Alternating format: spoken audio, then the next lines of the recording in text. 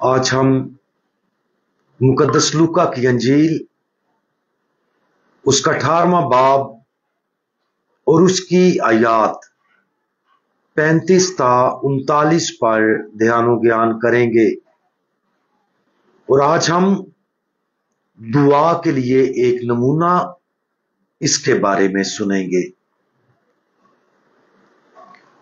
फिर ऐसा हुआ कि जब वो यरू के नजदीक आया तो एक अंधा राह के किनारे बैठा हुआ भीख मांग रहा था। उसने हजूम को गुजरते सुना और पूछने लगा कि ये क्या हो रहा है। उसे बताया गया कि यस्सु नासरी जा रहा है। उसने चिल्लाकर कहा, आए यस्सु दाऊद के बेटे, मुझ पर रहम कर।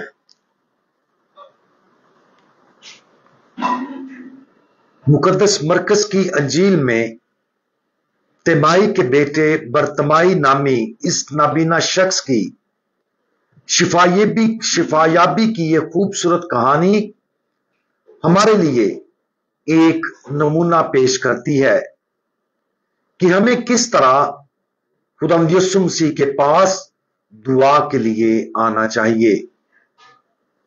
बरतमाई का खुदावंद यीशु मसीह के साथ सामना एक ऐसी इलामत है जिस पर हमें गौर करना चाहिए ताकि उसकी कमजोरी, खुलेपन, इत्माद और इस्तकामत में उसकी तकलीद कर सकें। ये अंधा भिखारी राह के किनारे बैठा भीख मांग रहा था। हमें उसे एक मिसाली तस्वीर के तौर पर देखना चाहिए कि हमें अपनी दुआ कैसे शुरू करनी चाहिए। जब हम दुआ करना शुरू करते हैं तो हमें अपनी जिंदगियों में अपनी छोटी छोटी कमजोरियां और इंतहाई रूहानी गुर्बत को देखना चाहिए।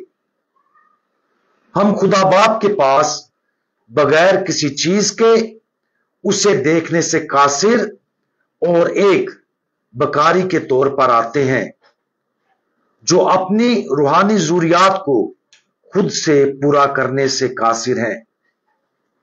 यह बरतमाई है और उसी की तरह हमें अपनी दुआएं खुदा बाप की हजूरी में पेश करनी चाहिए।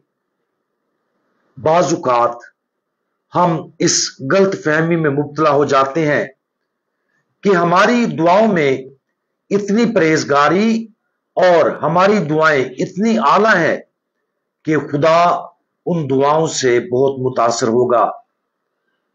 अगर हमारी ऐसी सोच और जद्दोजहद है तो हम भी फरीसियों की तरह है।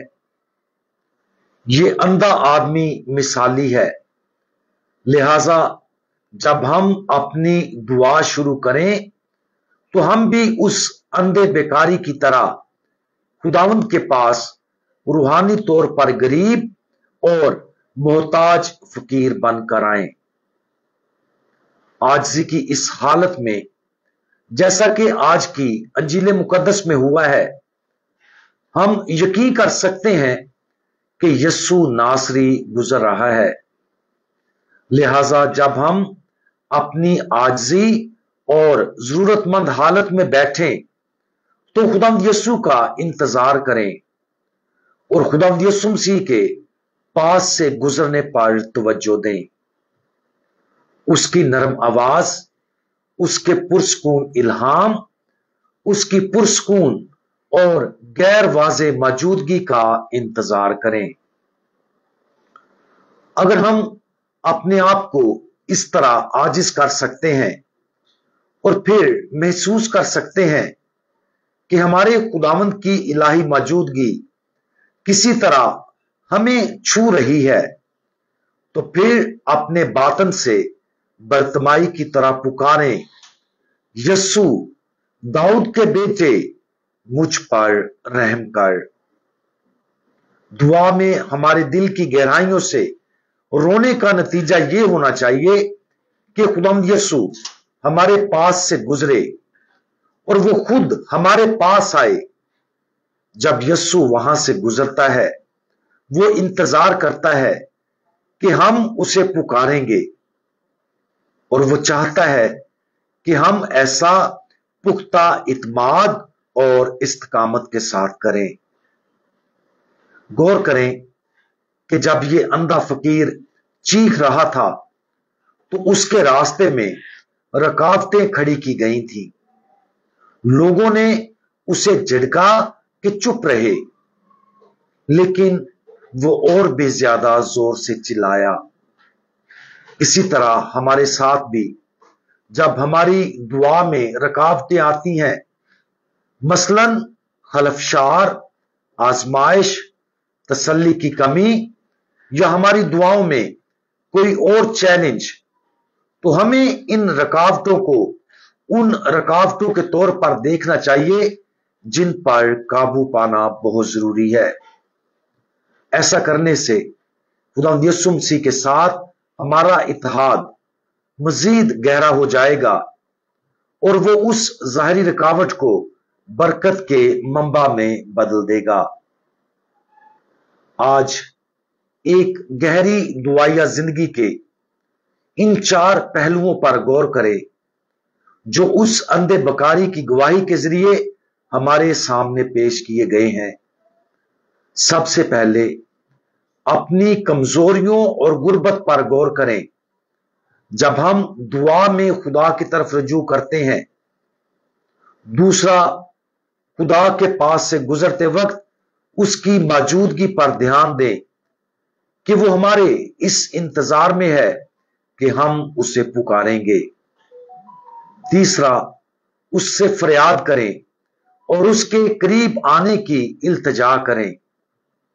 और चौथा, दुआ की राह में आने वाली हर रुकावट को दूर करने के लिए काम करें और उन रुकावटों को खुदा को मजीद पुकारने के मौके के तौर पर देखें।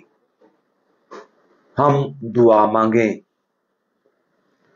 हमारे मेहरबान खुदावंद, हम अपनी कमजोरी और गुर्बत में आपके पास आते हैं ताकि आप हमें छुएं और शिफा अता करें। जब आप हमारे पास से गुजरते हैं, हम आपकी मौजूदगी को तस्लीम करते और आपको पुकारते हैं। खुदावंद यीशु, बराए करम हमारे पास आए, हम पर रहम करें। आपकी मोहब्बत की राह में आने वाली हर रुकावट को दूर करने और आप पर हमेशा भरोसा रखने में हमारी मदद फरमाएं, ताकि हम आपके साथ अपनी वाबस्तगी से कभी दस्तबरदार ना हो। खुदावंद यीशु मसीह, हमारा भरोसा आप पर है। आमीन।